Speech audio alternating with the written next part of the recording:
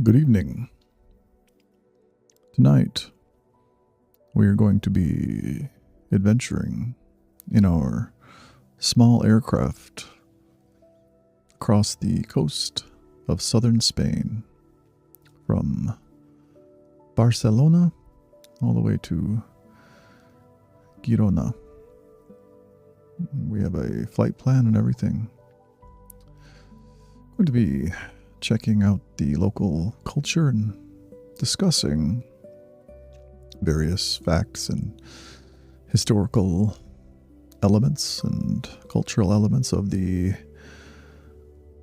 southern area of Spain, the Castellano area. I'm not sure how it all works, but the point of this video is to help you relax so that you may eventually fall into a deep and never-ending slumber. Again, well, no, not never-ending. Don't want you to, not wake up. I would, in fact, prefer that you wake up at some point. That would be ideal. But regardless of that, let's go ahead and begin our adventure. I hope you're all doing well, taking it as easy and cheesy, perhaps even a little bit sleazy. Certainly can't blame you for that.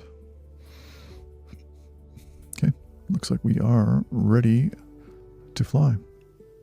As always, I like to fly with in the third person mode.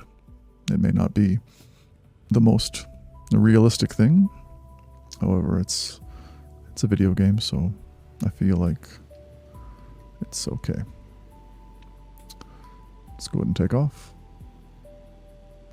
It's kind of odd taking off from this giant landing strip or this giant strip of whatever it is, airport, in this tiny vehicle. Ooh, there we go. Let's go and do this. I think I got to get my turn my flaps up as well. I forget how to turn the flaps up.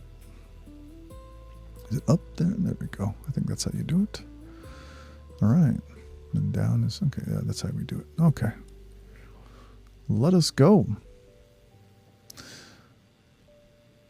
One of the interesting things about Spain is I've been to Spain before. I've been to Spain, Barcelona especially, and the thing that really struck me about it was how it's not culturally uniform. It's really made up of quite a few regions with really strong identities, languages, cuisines, histories. Catalonia, where we're going to be looking at today, is where we're flying, and it has one of the strongest regional identities in the country, actually, and so much so that there's a lot of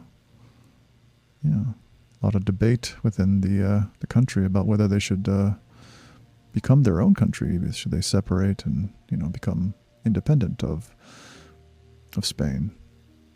But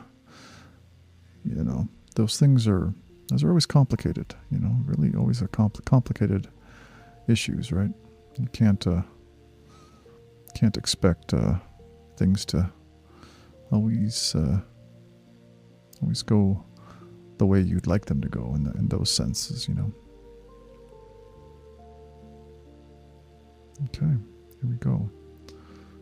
You see here we have these blue rectangles. Those are kind of representing the path that I'm going to take. For those of you who have ever been in an airplane or who have not been in an airplane, actual airplanes don't have these blue squares everywhere. Yeah, that wouldn't make sense, would it? I'm going to try and not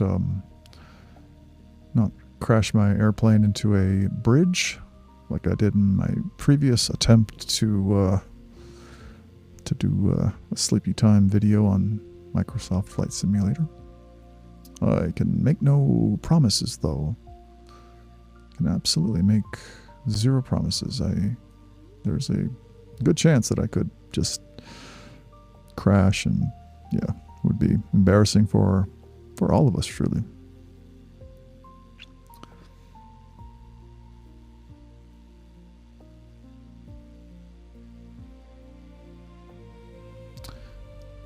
So Barcelona, we're going to be approaching. It's the capital of Catalonia, alongside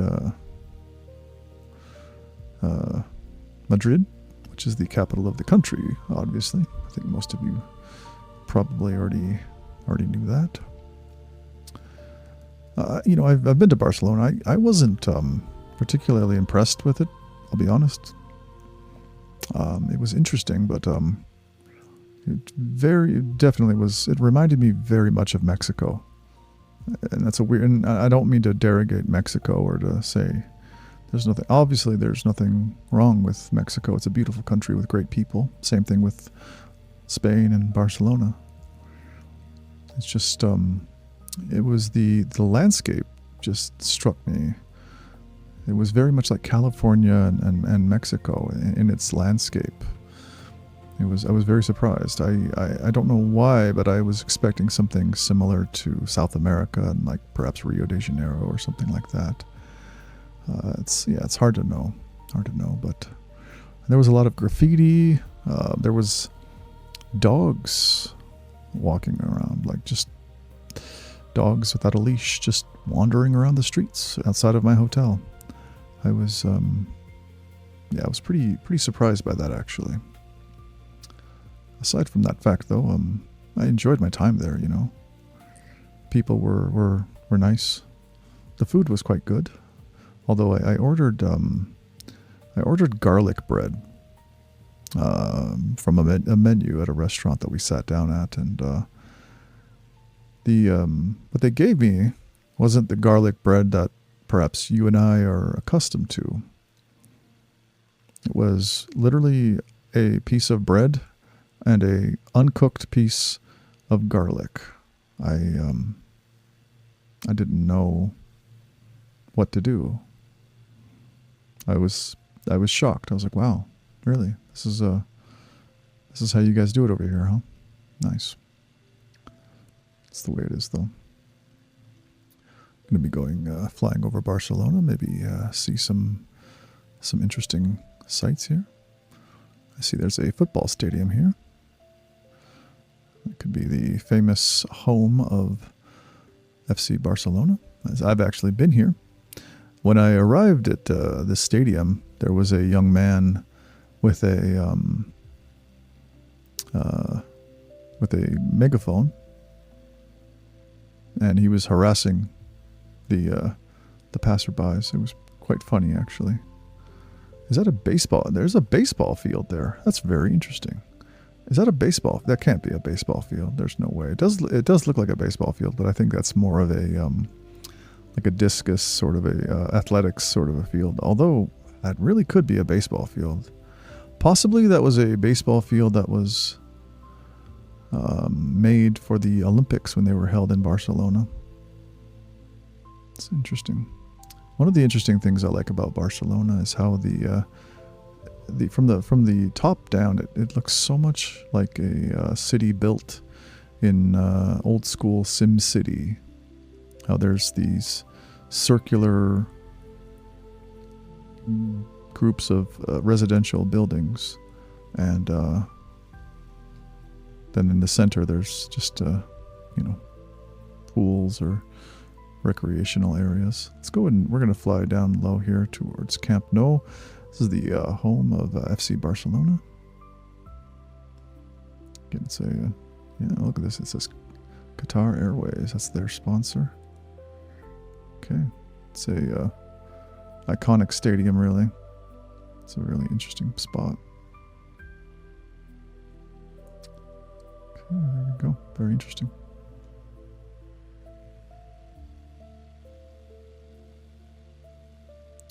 No, I did like Barcelona, though. I mean, it was really interesting.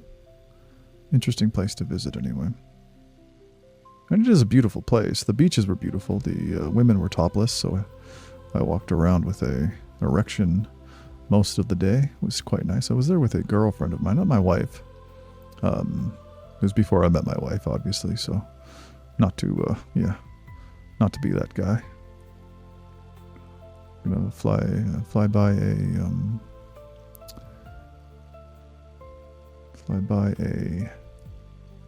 another few sites over here. I remember looking out my window in the morning time, and I saw a topless woman just hanging out on her balcony. I was very surprised. I was like, why on earth is there a topless woman on the balcony? And she was a young, beautiful woman too. She was in her 20s, I imagine.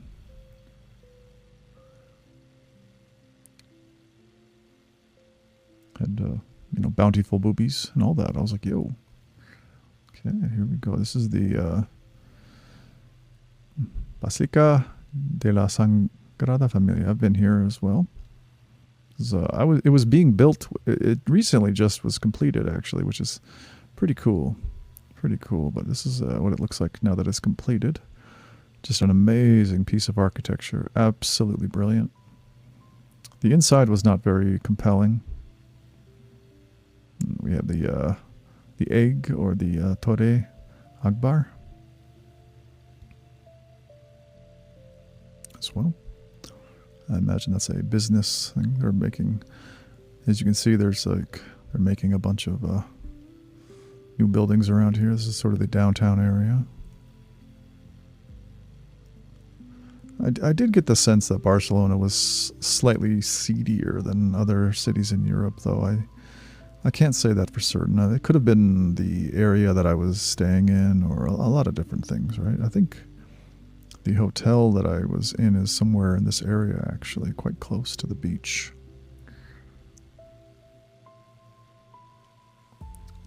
It was still pretty nice, though. One of the interesting things about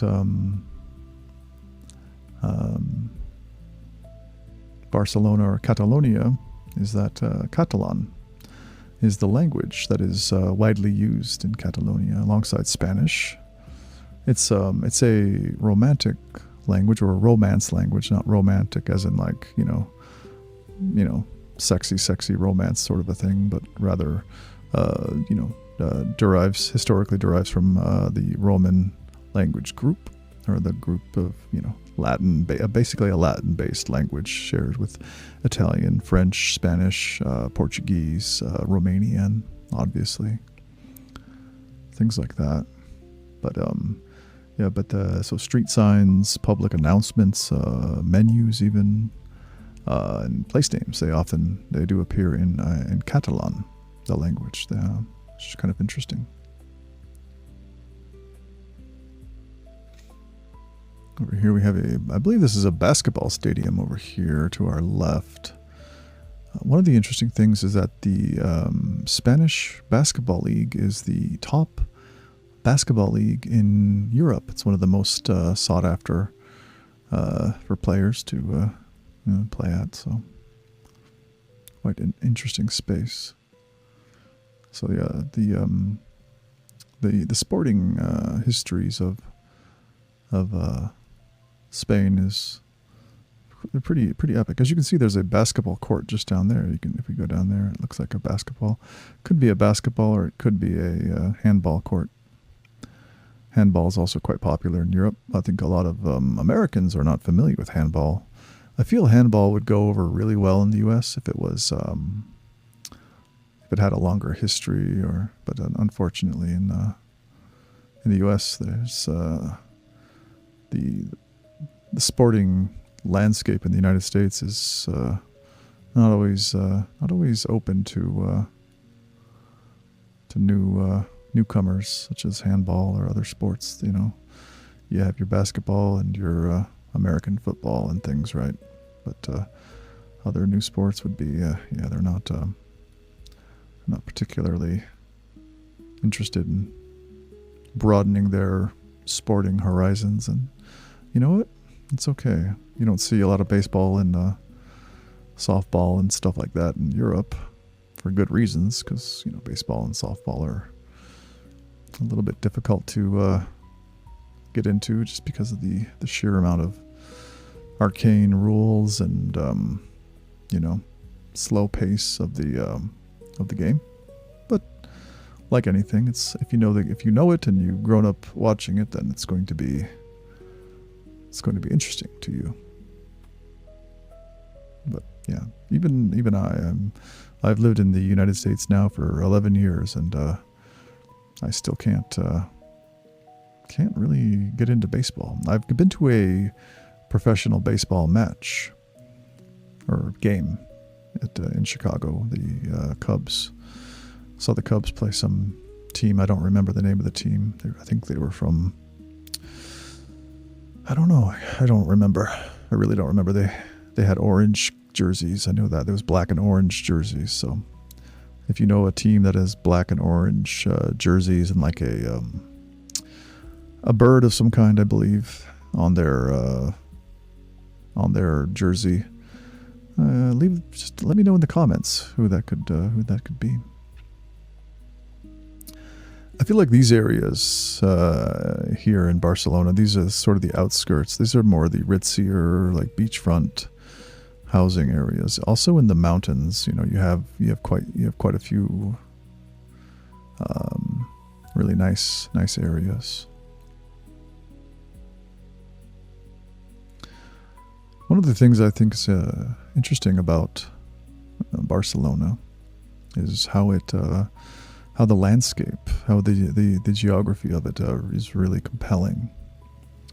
Barcelona sits between the Mediterranean Sea and it's called the Collserola Hills, I believe. Yes, the Collserola Hills, which is it really does look very striking from the air.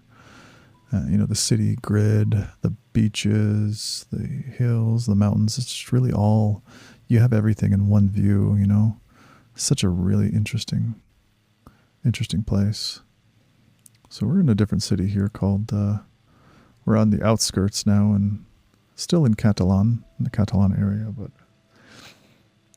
generally you can tell how ritzy or how bougie a place is by the amount of private swimming pools you see. But we also have quite a few farms here. I'm not really sure what they're farming. I'm assuming they're farming illicit drugs of some kind, possibly crack cocaine.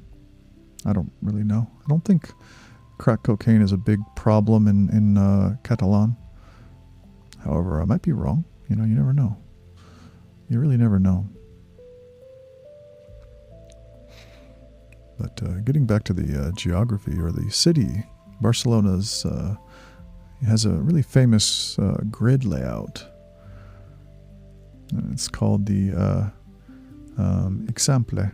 And from above, it looks very, very orderly. It's like you got these square blocks and everything. And walking through there is just it's really quite interesting because on the outside you'll have restaurants and commercial zones, while on the top floors oftentimes you'll have residential spaces, and yeah, it's really, really quite interesting.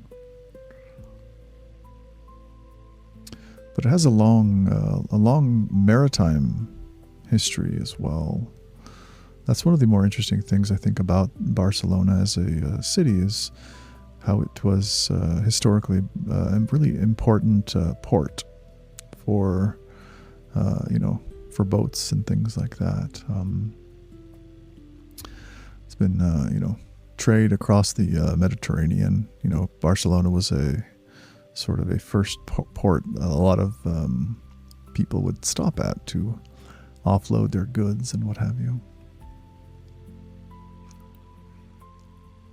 But there's many different parts of Barcelona. You have kind of the old city and then the new city, and the old city is what's known as the Gothic quarter, and it really does preserve sort of the old Middle Age, medieval city. Really, really interesting. It's from the air, you'll be able to see it'll look a lot denser you know. And it is a very densely populated, you know, because it's incredibly old. Not incredibly old, but quite, you know, 1,000+ years old.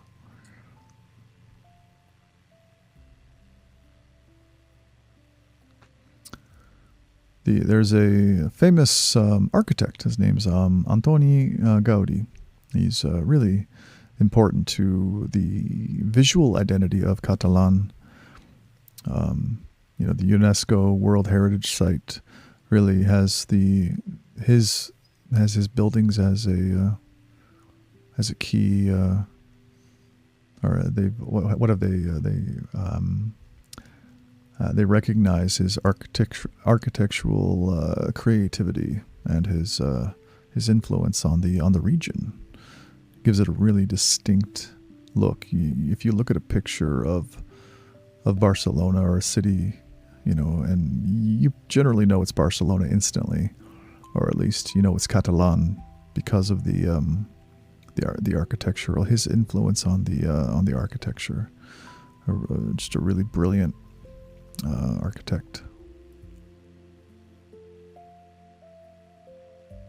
Of course, there's La Sagrada Familia, which is that church we passed by earlier, and it's, you know, it's one of the defining landmarks of the region, really, the city especially. Even if you only glimpse it briefly, it's one of those buildings that makes the area just instantly recognizable. It's just absolutely amazing. But the sort of the modernist, the Catalan modernist architecture was really was tied to Catalan and Barcelona identity for such a long time. You know, it's tied to the art and the design, the politics, the urban identity, and you know, during a time when you know, Catalonia was really asserting itself as a cultural juggernaut, or an important cultural force in the region. It's really quite interesting.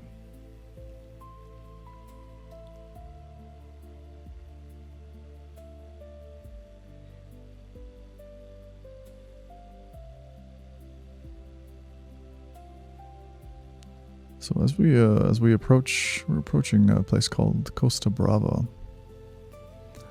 It's our next stop. One of the interesting things is how it goes from this very urban, as you can see, you know, there's, you know, we still do have a certain sense of, you know, of an urban landscape, you know. But it does change to a, you know, change to a more rugged and, you know, sort of scenic route, you know.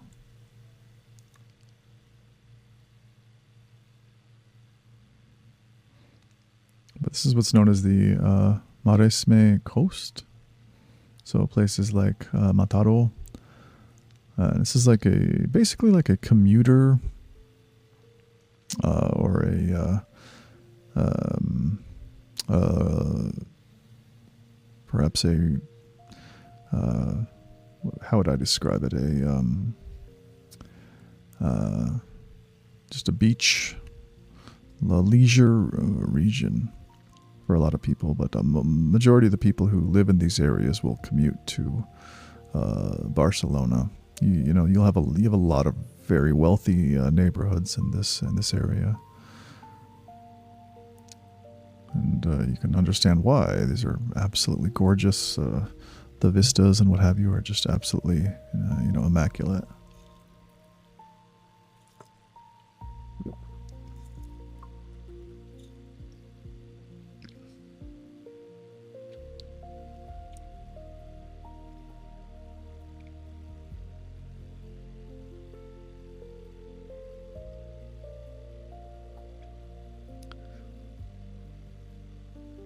Also, you know, one of the interesting things is the Mediterranean light.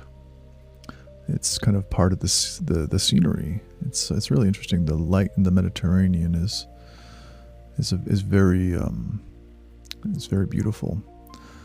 It goes late afternoon, or the golden hour they call it. It makes the water look warmer and calmer, which is perfect for what I'm doing now, is to lull you into a sense of sleep.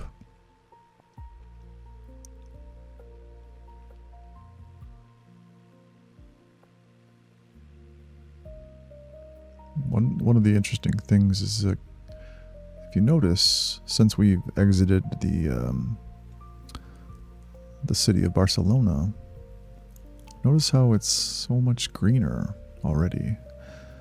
Just from the few kilometers that we've gone, you can tell that there's a stark difference in the the amount of greenery that is. We went from kind of sparse, almost desert-like mountains to much greener hills and hillsides.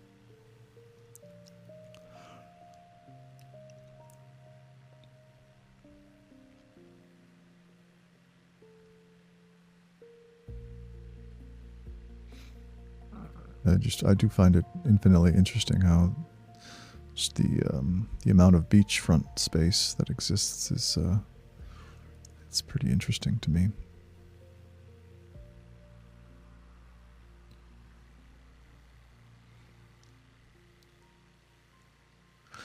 The beaches are really not all the same, though. Near Barcelona, they are like broader and really more urban, whereas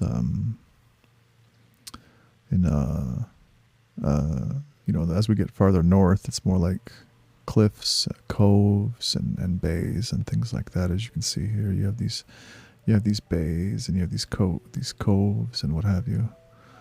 Although this is a rather definitely a broad beach right here. Imagine this beach must be absolutely bustling as we go further, or during the weekends and what have you. Probably even during the weekdays. This is Calella. Absolutely gorgeous city. Look at that. Can you just imagine staying here? What an absolute just pleasure. The food in Spain is actually quite delicious as well. I do like how they implement a certain similarity to Italian food in the usage of tomatoes and other ingredients, but at the same time they use a lot of rice and they eat tapas, and in general they'll eat a larger lunch and just have a little bit less for dinner in general, which is interesting.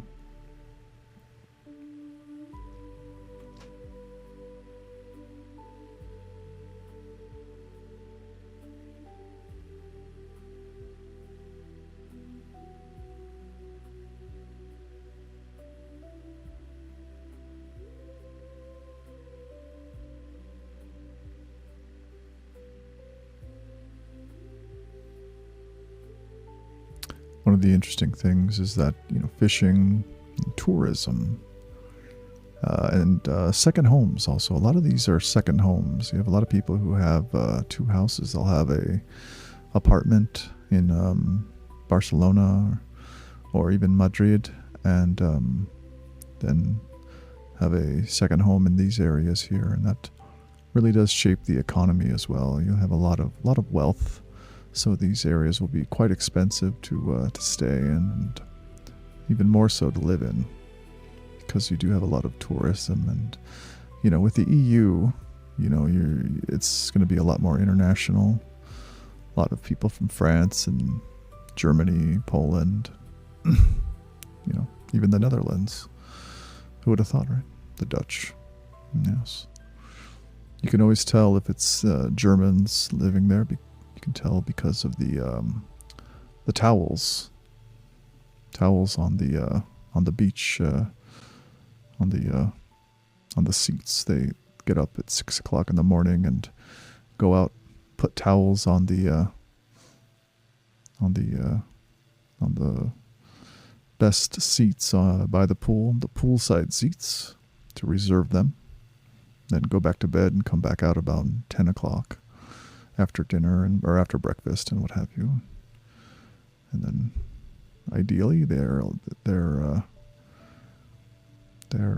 towel will still be there and their seat will be reserved. But I don't agree with doing that. I think that's kind of a selfish thing.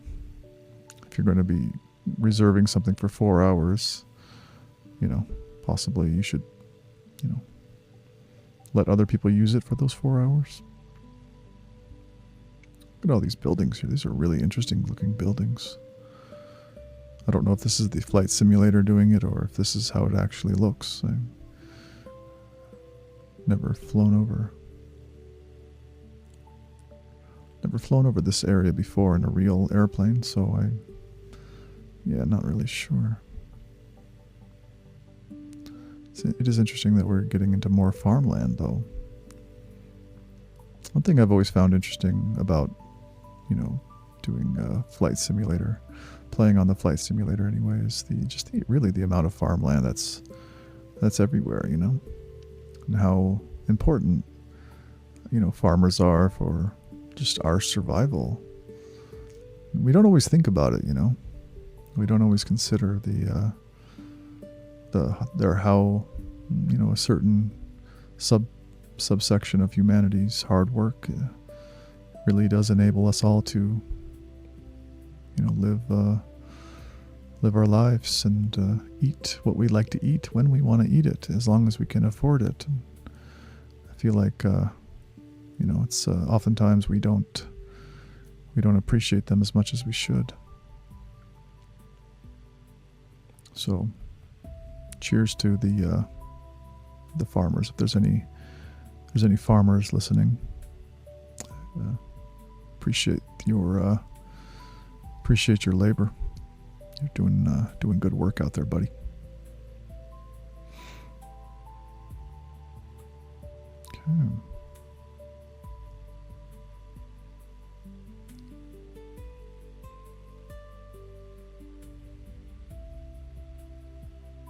One of the interesting things is this part of Spain is, heavily shaped by the mountains meeting the sea. It's really why the coastline gets so dramatic as we head towards Costa Brava. It's really interesting. Just imagine living up there. Imagine who lives in that mansion right there at the top. Like, how do you even get up there? I mean, as cool as it would be to live in that house, I would be worried about how long would it take to go shopping, and think about all the windy roads you'd have to go through to go and, I don't know, buy a sandwich if you had a sudden craving for a sandwich, That would be an odd thing, wouldn't it?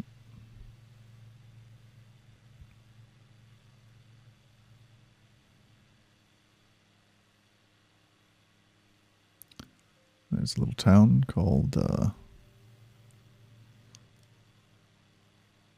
can't see that. I don't know the name of it, actually. What's it called? I can't really see it quite well. Lloret del Mar? Is that it? Something like that. My Spanish isn't spectacular, unfortunately. I'm not I have studied Spanish for 10 years, but it's been Let's see here. Lloret, what's that? Lloret del Mar. That's cool. I don't really know what that means, but something by the sea. Something of the sea. From the sea, perhaps. I don't know. Again, it's a beautiful, beautiful beachfront sort of a city or a town, if you will. Possibly a university there. That does almost look university-like, doesn't it? Makes you wonder what it actually is.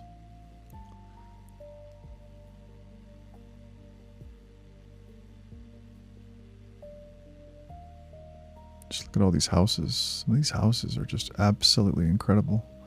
Could you imagine just living in this house right here? I would be worried that my house would fall into the sea, to be honest with you. I would be absolutely just, I would not be able to sleep well, knowing that at any moment it could crumble into the sea. Alas, I don't think that's really a possibility, but well, I mean, it is always is a possibility, but yeah. Probably I assume that the people who live there know what they're doing, or people who made the house anyway know what they're doing. Kind of hard to know exactly, though. So here we've almost completely exited the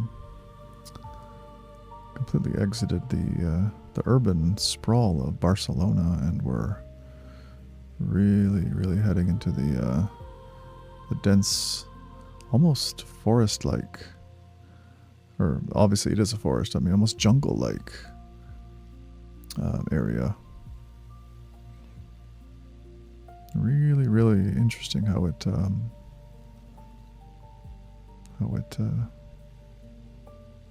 looks compared to the sparseness that we encountered in Barcelona. Okay, we're heading toward the beach city of Tossa de Mar. What an interesting place.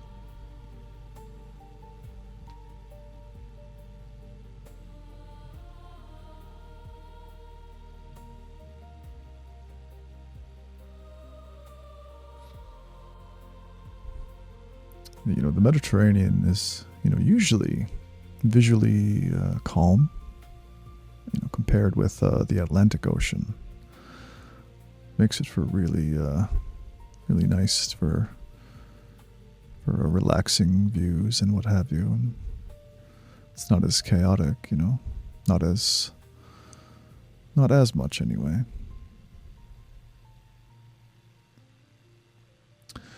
And, the culture along the coast is quite a bit slower in the small towns than it would be in Barcelona.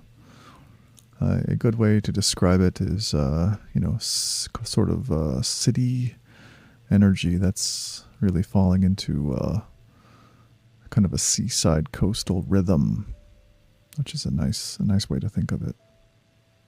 Goodness, what could possibly be? What is that large building there right on?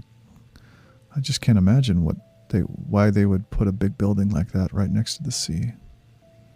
I just wonder what they make there. We have this coastal highway coming. What a beautiful view, though. Goodness gracious. Imagine going in your car and driving around that. That would be, I would be afraid I would make a wrong turn and fly off into the ocean, Would probably happen to me. I'm not a particularly good driver. For those of you who've seen me play Forza Horizon, which I was recently playing, I think you can, assume that not a particularly adept driver. Here's a little town called Canet de Mar. It's nestled between these absolutely gorgeous mountains and the sea here. A little beach there, sort of a cove. I imagine this is another place tourists must genuinely enjoy.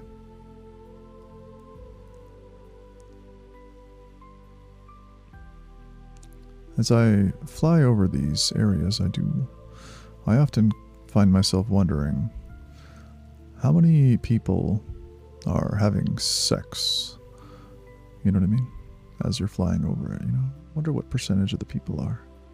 Probably, it's certainly a small percentage, but certainly a non-zero percent, right?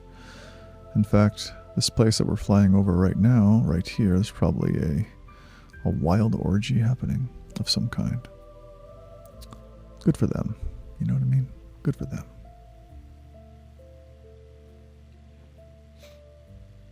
So we're heading over to a place called Costa Brava. Costa Brava means wild or rugged coast. The name really does fit because the shoreline is very rocky and really irregular and has a lot of coves and a lot of steep drop-offs, as you can see here. Imagine just jumping off that. I'm sure there are areas where you could go and drop off there. The temperatures and the weather is always, it's quite nice in these areas. It's very pleasant.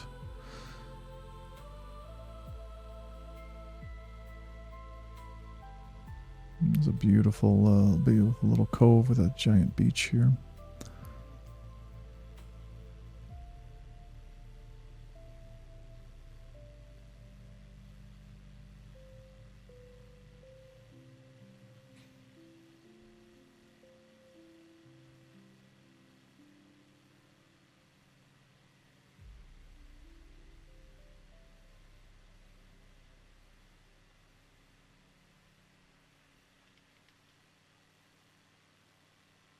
This is absolutely gorgeous, though, this area. Wow. Can you just imagine living here? I wonder what kind of places these people go to school, What sort of, do they just go to the beach all day? What do they do for fun? I guess I imagine they play soccer or football or possibly tennis, possibly even basketball. If they're tall enough, right? I mean, who knows?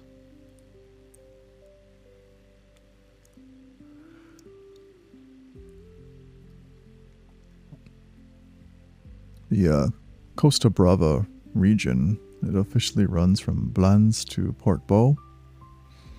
It's kind of near the French border, and includes like beach towns and fishing villages and inland towns and natural parks, all sorts of really compelling areas, compelling scenery.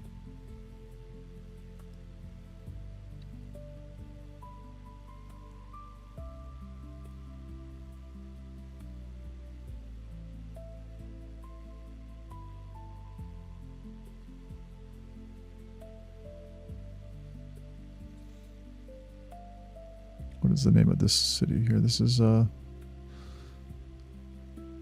Playa de Oro. Okay, so it's like something of gold plated, I guess. I don't know, something like that. Maybe Gold Coast of some kind. That'd be Costa, actually. So don't mind me. My Spanish is terrible. Colong is right there. It's kind of I think I've heard that before.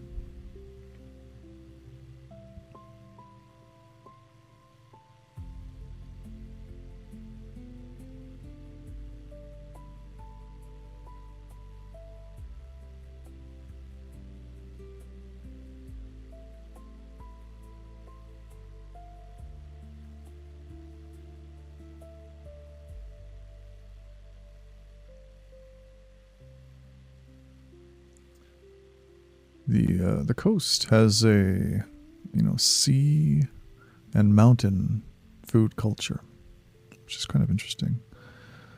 And that the Catalan cuisine often combines seafood, pork, and poultry, mushrooms, rice, vegetables, olive oil, and wine. Wine is a big deal. Wine is absolutely a huge deal, and Spanish wine is spectacular. I don't like alcohol, and I can't really drink much alcohol, but I have tried Spanish wine, and it is absolutely just fantastic. I was very impressed with it, even though I'm not capable of really drinking much. I haven't had alcohol in 10 years or so. Haven't even tried it in 10 years. As silly as that may seem. Okay, here's the little city of Palmos.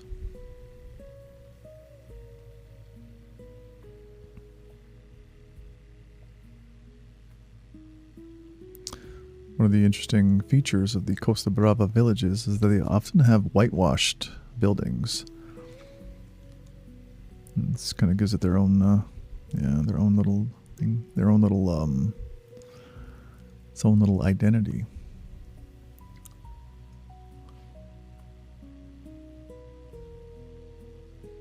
But yeah, the visual mood is very different than southern Spain. It's not the dry, like open. You know, it's northern Catalonia is very green and very rocky. As you can see, it's very green. I really love how it's really changed. Okay, we're gonna be heading a little bit more inland here. Towards our next destination.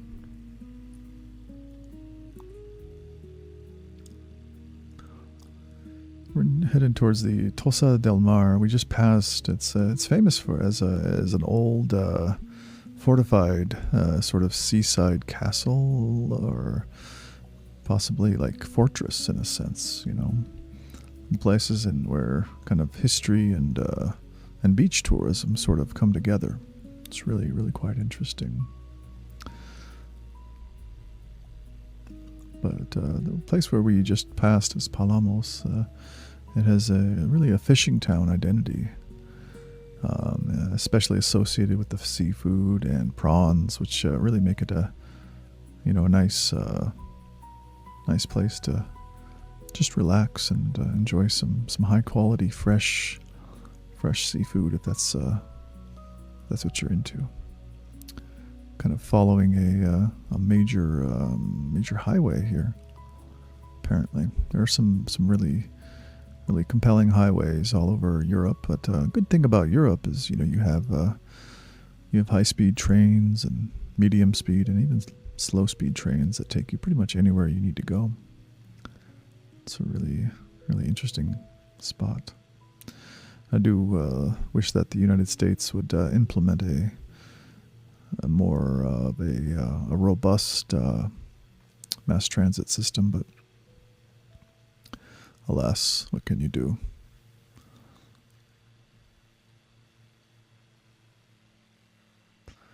One of the reasons why the U.S. is so really focused on cars is it's a huge part of the economy. So the government is actively discouraged from developing high-speed train infrastructure, keeping it to planes and automobiles, kind of leaving the trains out of the equation, which kind of ruins the old movie Planes, Trains, and Automobiles, starring Steve Martin, John Candy. I believe Martin Short was in that as well. Classic comedians. John Candy's no longer with us, of course. Thankfully, I believe Steve Martin is a very talented musician, actually. As much of a comedian as he's known for, and as an actor and comedian, he's also a very talented banjo player. Believe it or not, yeah, pretty interesting.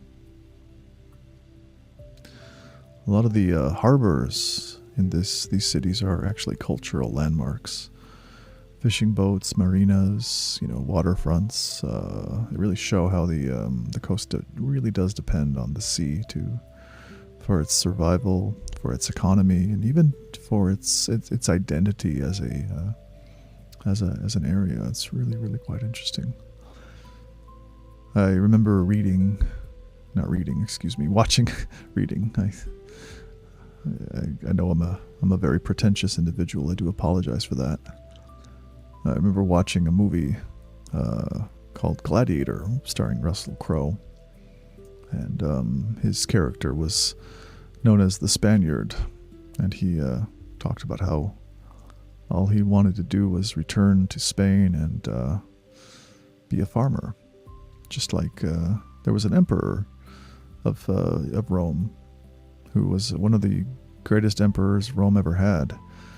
However, when they needed him, they called him and he served, but upon taking care of his business, he returned to Spain and became a farmer. And they asked him to return, and he never did. He didn't want the power. he just wanted to relax and enjoy life in this area, which, to be honest, I can't blame him. Looking at it now, how could you blame anyone for not, for wanting to be anywhere else, It's a really beautiful area.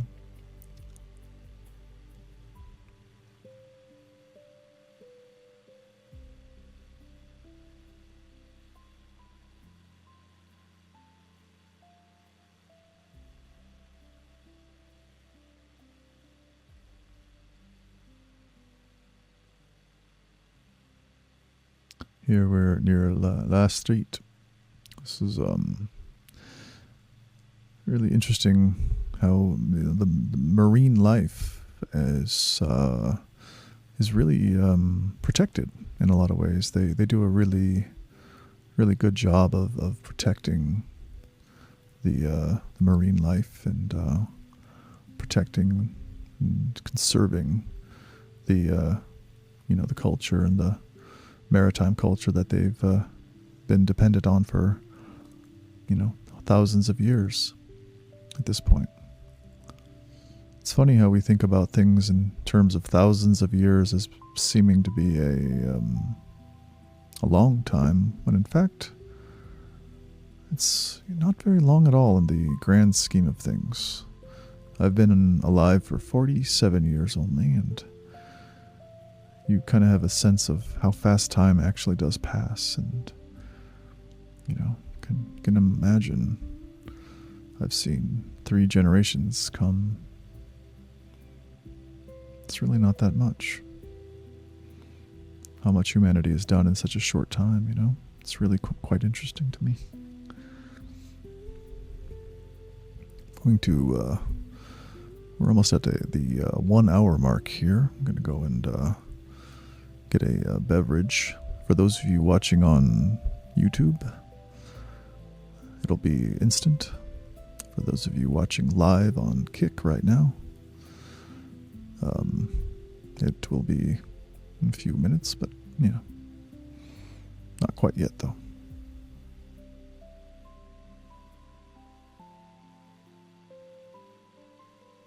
I have a little city here by this river. This is called Torreya de Montegri. Interesting. It's a really compelling area right next to a bridge, a big river, mountain range, and then just the farmland all the way to the sea. How incredible is that, though? Just absolutely gorgeous. I really do enjoy going to Europe.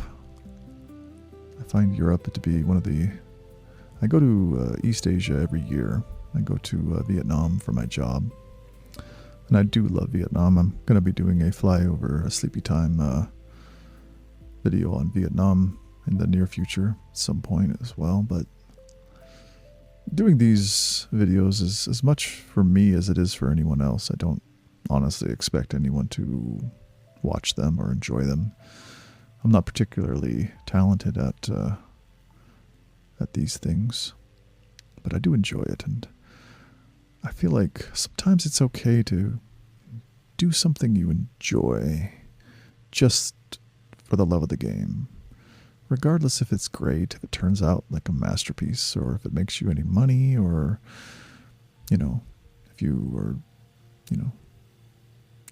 successful at it. It doesn't matter. The important thing is that it's enjoyable for you. I think that's something that gets lost on so many people.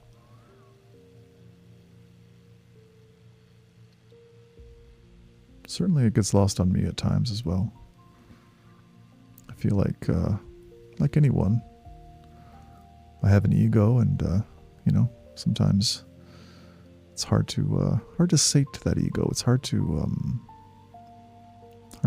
ignore the little voice in your head that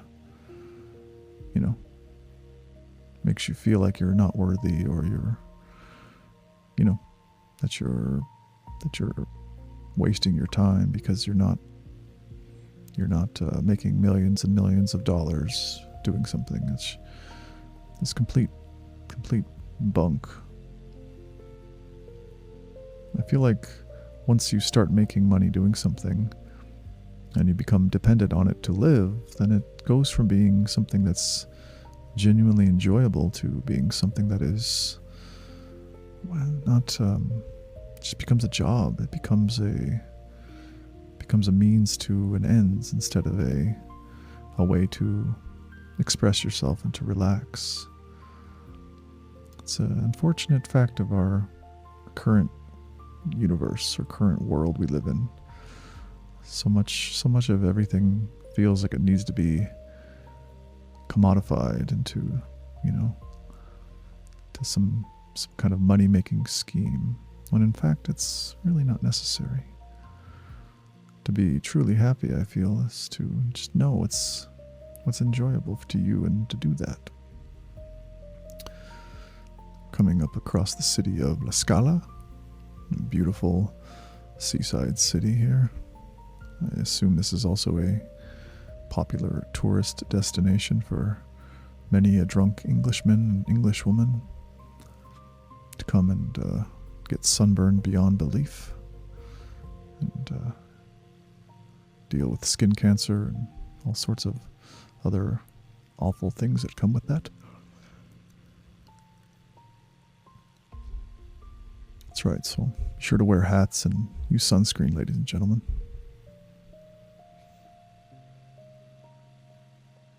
I did spend a lot of time in my youth outside playing tennis and playing sports and what have you, and getting sunburned. I even, as much as I'm remiss to admit it, I did go to tanning beds a few times in my late 20s because I felt like I, needed to looks max, if you will.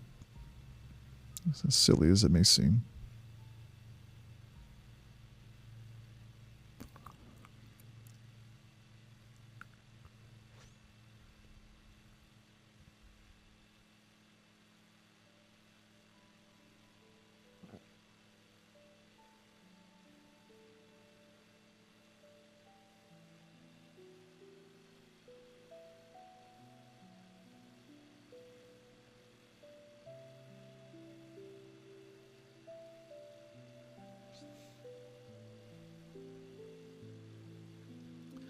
This particular area, obviously this is a beach that is...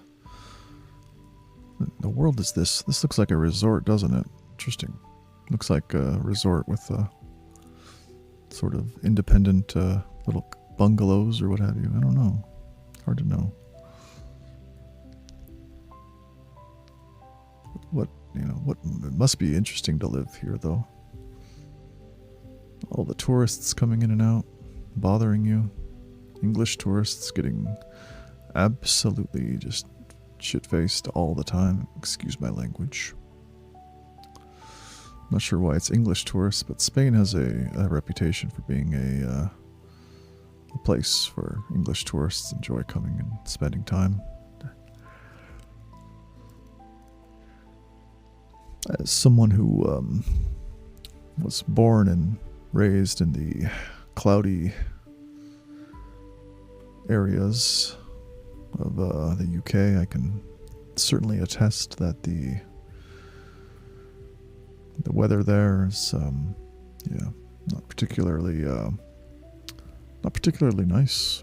The weather there can be slightly oppressive at times, slightly depressing, if you will. So it must be nice to come somewhere where there's nice warm weather and sunshine. And the funny thing is that living in a place with warm weather and sunshine is, once you get used to it, then that's just becomes the norm. That's just your everyday. It's like when you have a bad day. Sometimes when you have a bad day, it's kind of nice to think about. Think about the, just wait for the good days to come. because you can't have good days without bad days.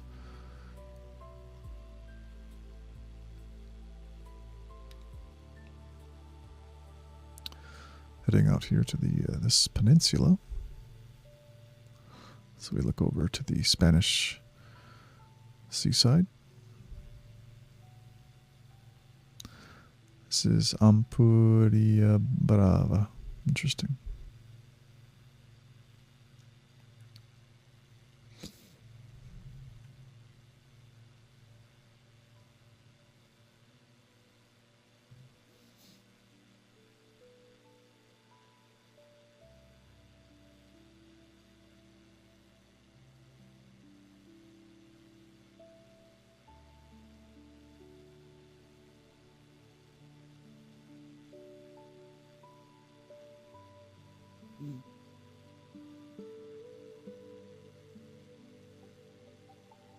City called Roses or Roses.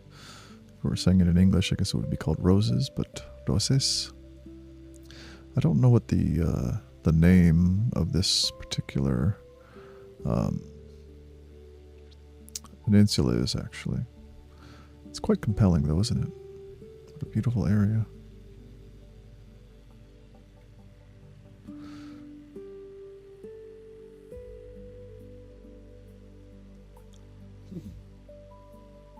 I'm going to go get a drink real fast here. I'm going to pause it. I will be back shortly. And we have returned.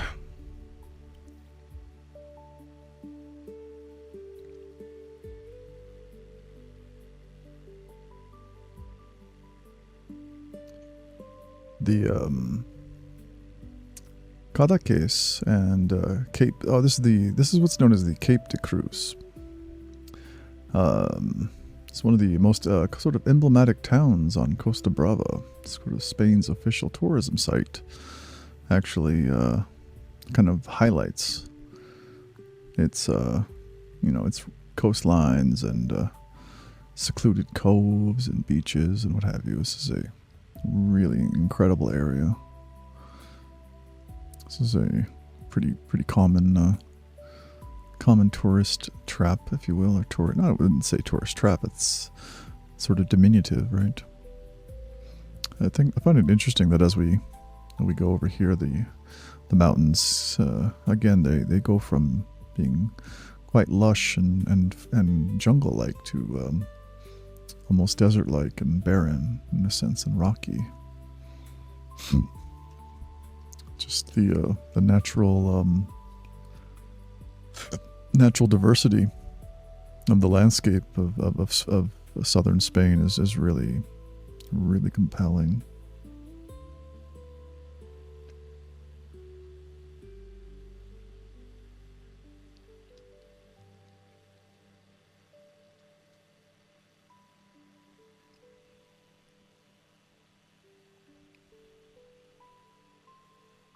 We're heading around to Cadaqués, which is actually the hometown of none other than Salvador Dali, the famous artist.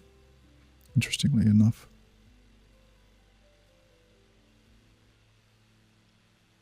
the village of Portilgat. That's where he's from, but the kind of the wider Emporia region has for a long time been sort of a focal point for many artists. Actually, a lot of artists sort of congregated in this area here to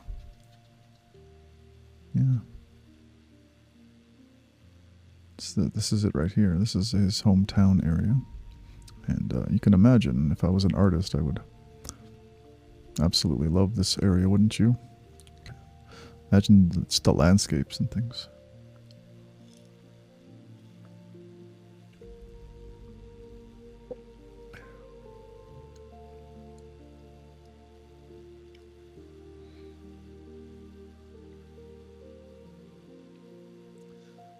The white buildings of Cadaqués really do contrast really beautifully with the blue the Mediterranean. Definitely is very much like I could imagine this on a postcard, you know. But what a place to grow up and live and work, if you could imagine that.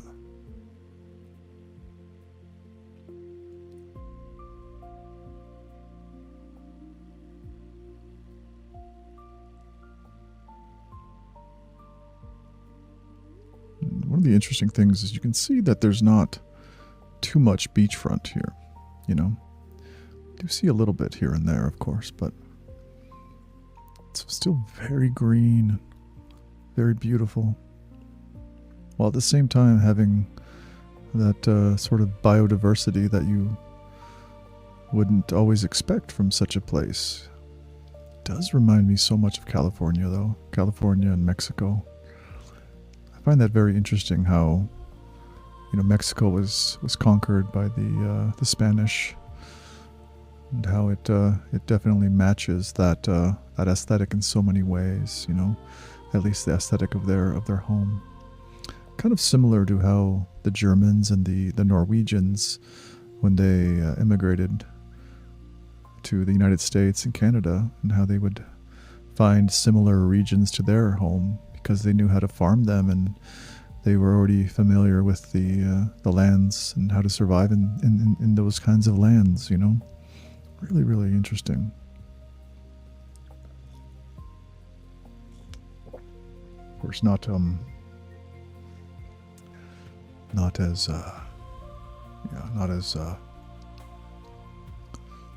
as interesting, I suppose, for the indigenous peoples who unfortunately were deposed of their lands. But that's not really a topic that's worth discussing at the moment. Far beyond the scope of this particular video.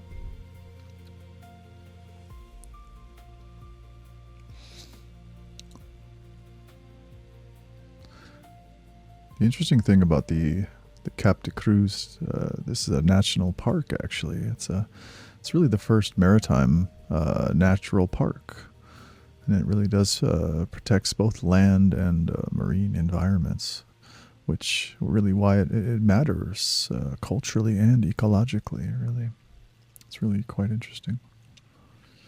And there's something called the Tramuntana wind, which is part of the local identity. It's a strong northern wind that affects the weather, the sea, the vegetation. So if you look at the kind of the barren landscape, a lot of that has to do with the winds. There's some pretty strong winds, and those winds definitely are part of the local identity of the place. Oh, watch out!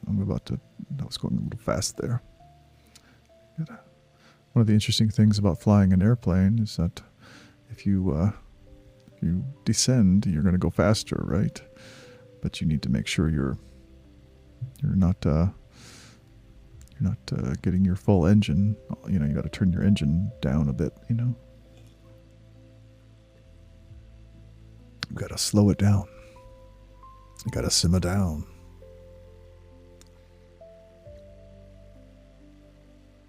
There's the Cap de Creus Natural Park. Really, really interesting. The park was created in 1998, actually. It was really interesting. The tourism board basically sectioned off about 11,000 hectares of the peninsula, and a lot of the sea as well.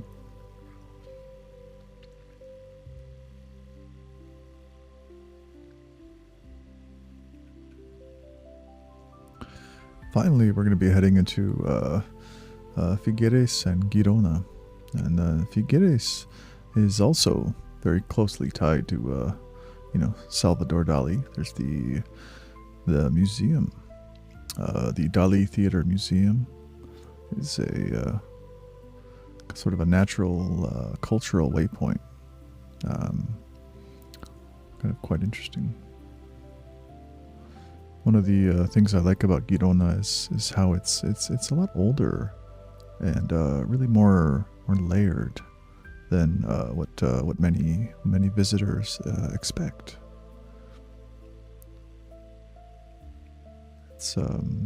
It has Roman, medieval, Jewish, Catalan, Islamic histories all packed into kind of a small city that is, calm, but really a really rich combination of different cultures and peoples. Yeah, that's one thing I think a lot of people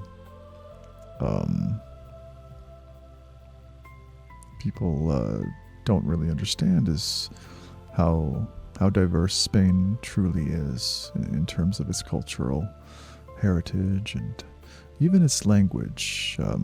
So Spain was conquered by Islamic armies in the Middle Ages, and they did leave a mark on the local language. A lot of Arabic terms are present even today in the language. Things in Spanish, if you were to say to hope, you say ojalá que, like I hope that, and with that, ojalá is may Allah grant this, so it's like saying, it's like an Islamic religious sort of an inshallah sort of a thing. I'm not familiar with Arabic and Islamic studies very well, so if I'm butchering this information, just please forgive me. You have my apologies.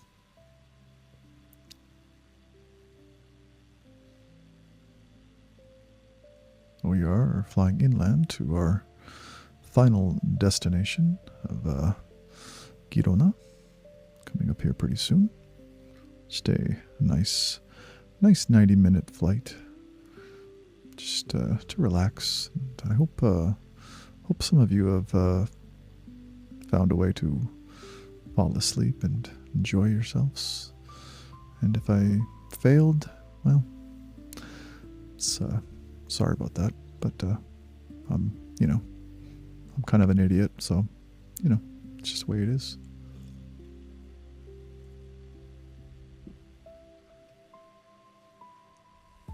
I do enjoy making these, though. It's I think ultimately it's a selfish project, but it's a project I enjoy, and that's really all I can say. So when you go through those, do they disappear? No, they don't. I didn't know if they disappeared for good or not.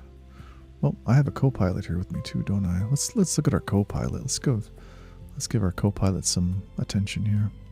Oh, there you go. How you doing? Oh yeah. Sorry, didn't mean to be that guy. I do wonder if I can, like, if there's a way. Yeah, I can look at him like this. Hey, what's up? Whoa, I'm not in the. Who's flying the plane now? This is a disaster right here. Hello, how are you? I guess this is like a girlfriend of some kind. I don't know. Okay, let's stop messing around. Where are we going to? There we go. We're okay.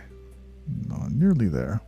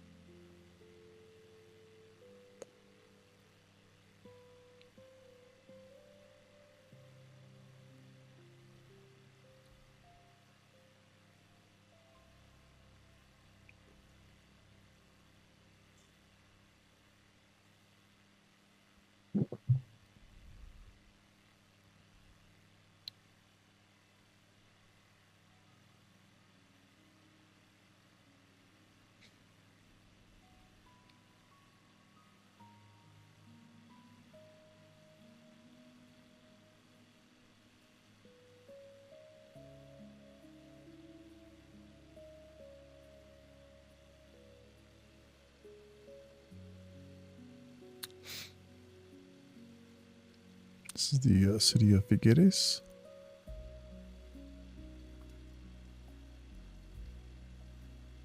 It's not a big city, as you can see, but not a small city either.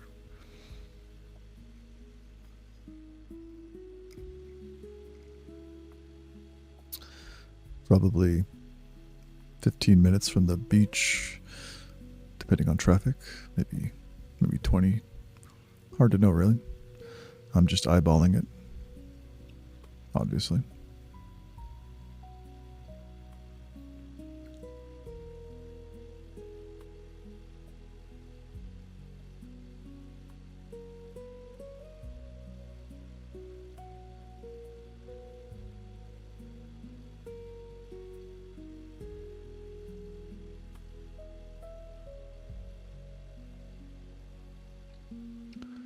Notice how the landscape is very, very agricultural now. It's gone from such an urban sprawl to the majority agriculture. I don't know. I imagine olives and things that can be grown in this environment. A lot of wind. It's really quite interesting, though. Very windy, yet very, very beautiful. I think this is the Spain that I think a lot of people imagine when they have the, country in their mind's eye. There are a lot of beautiful places to visit in Spain, though, goodness. If you are interested in visiting Spain, I would highly recommend, Barcelona. Highly recommend, I would highly recommend probably the, Cadaqués or the Cape de Creus. Creus. I feel like, the big city like Barcelona or Madrid, those are wonderful places and obviously beautiful cities, but I feel like there's something to be said for seeing a place that is less touristy, less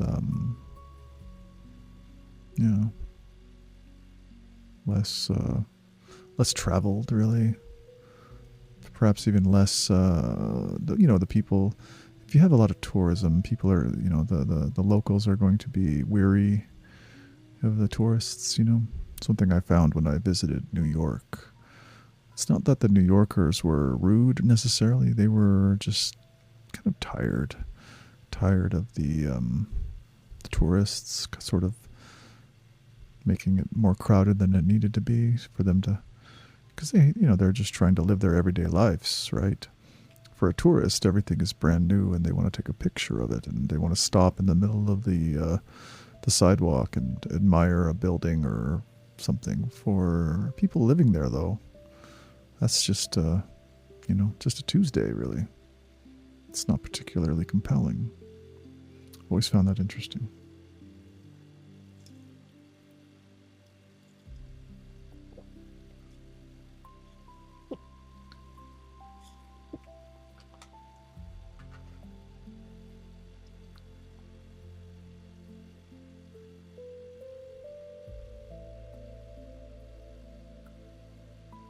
When I fly in a flight simulator, I always do wonder if aliens were to come to Earth and see these views, and what would they think? I imagine they would probably understand exactly what's going on, right? They probably experienced it themselves to some degree. Most likely. They could be, completely divergent, of course, from humans, but it's hard to know. It certainly is hard to know.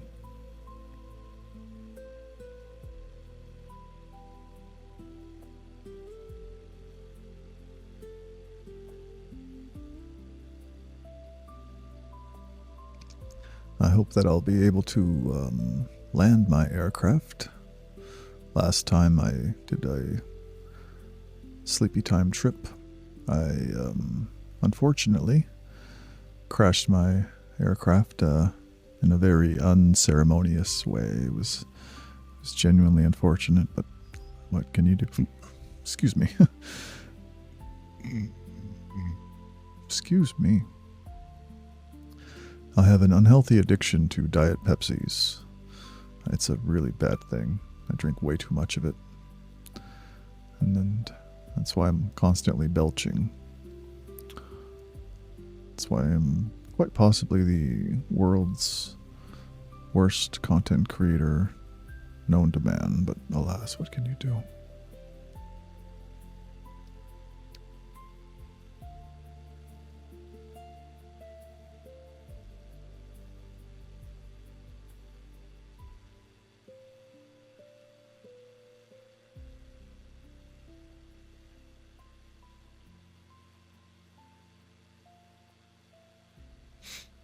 Okay, we are heading towards our final approach.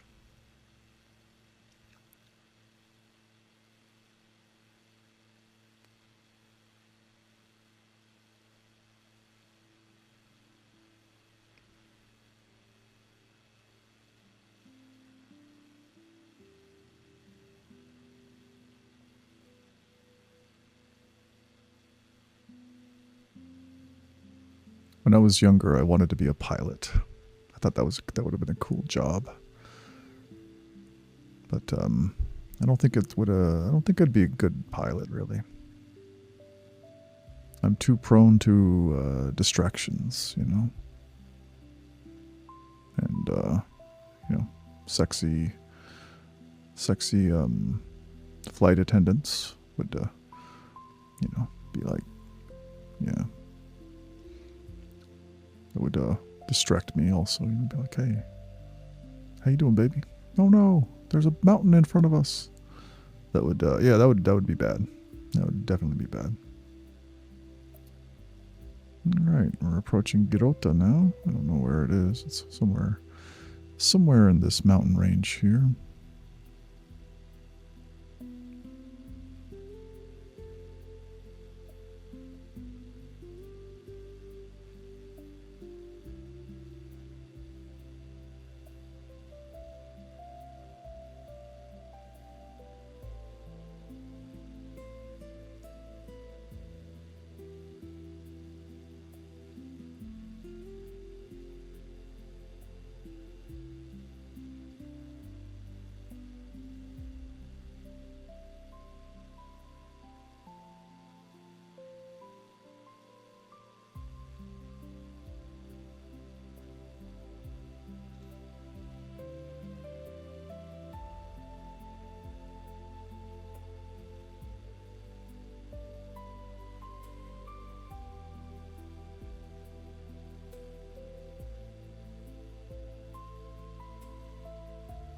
We are heading back towards Barcelona. No, we are not going to Barcelona. We're going to finish up our flight here in Girona.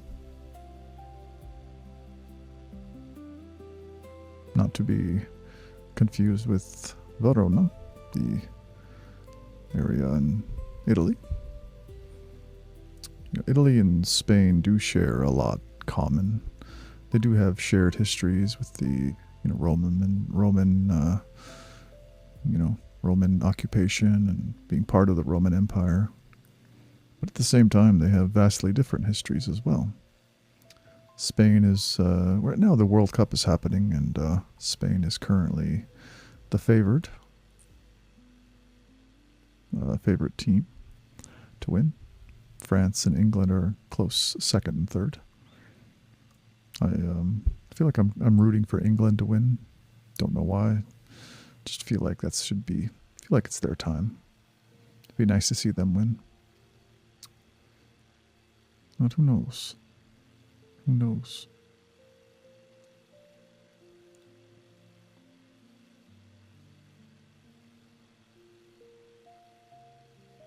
But Italy, unfortunately, can't seem to qualify for a World Cup.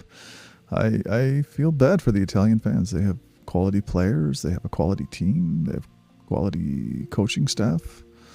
They have a very high quality league that they have. The Serie A is a spectacular league. However, for one reason or another, they can't seem to, yeah, can't seem to put together a squad to qualify. It's there's probably interesting reasons for that, but it's hard to know really. It's hard to know. I guess we're approaching a city called Salt. Odd. I wonder if that's what the condiment was named after. Probably not. Possibly. It's hard to know. This is Salt City. Salt City, USA.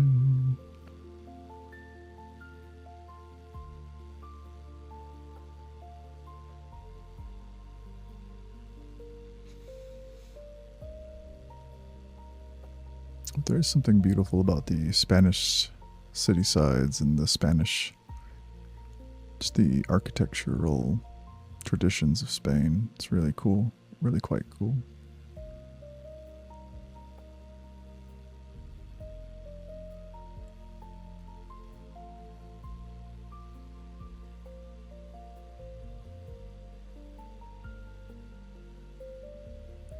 Part of me wants to bring water balloons with me. Just drop them from the plane. I don't know if a water balloon hit somebody that was dropped from this altitude, 2,000 feet above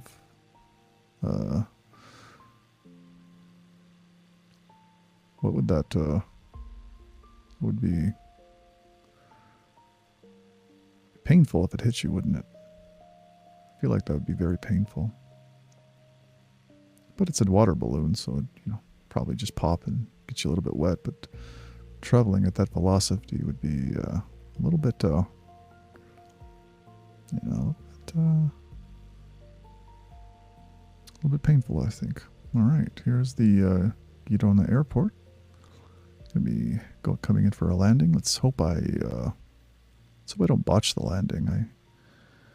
I have a unfortunate habit of botching landings, so I hope you can forgive me if I do that. I'm going to be slowing down here. I'm going to put in the flaps down and all that, just to make sure that my speed is nice and optimal for the landing.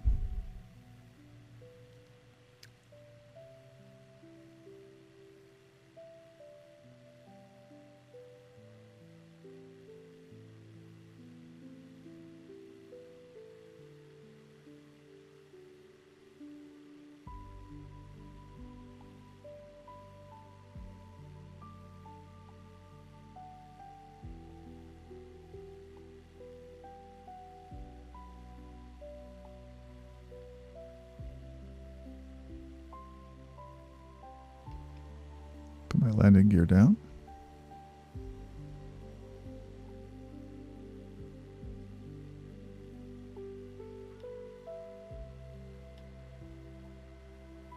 Flaps down.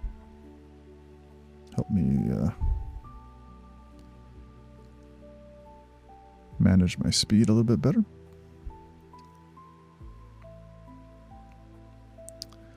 And here we go. It's a nice time to appreciate the beautiful countryside of Girona as we get lower. I've always found when you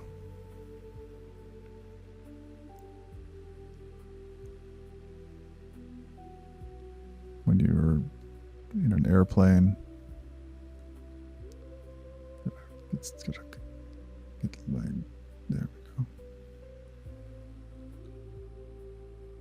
All right, gentlemen, here we are. It's always interesting landing.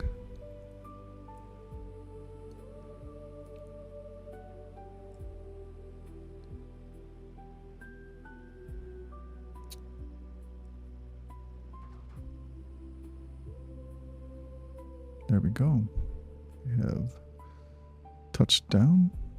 Got my brakes. Oh, Interesting. It says, Icon TXS, you are not cleared to land. Please exit the runway.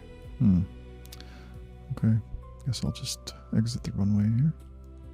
Okay, just get out of here and just turn this guy off. There we go. Let's go and turn on the parking brake.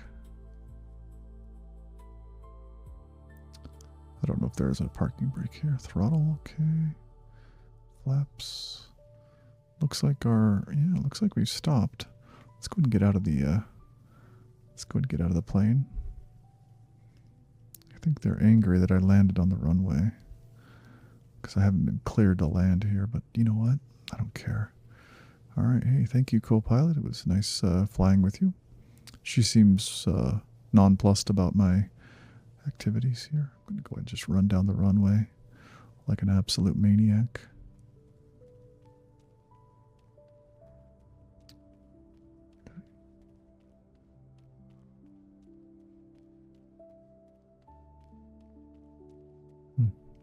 It's pretty cool. All right, well, I'm going to take a little photo for my collection. And then I'll bid you all a fond adieu, as they say. Or I don't know if I say that, but perhaps as some do say. Here, I'll just stand right here. There we go. Let's go and take I believe it's this button here. No, is it that one? How do I take a photo? Ah, there we go. Okay. Let's go ahead and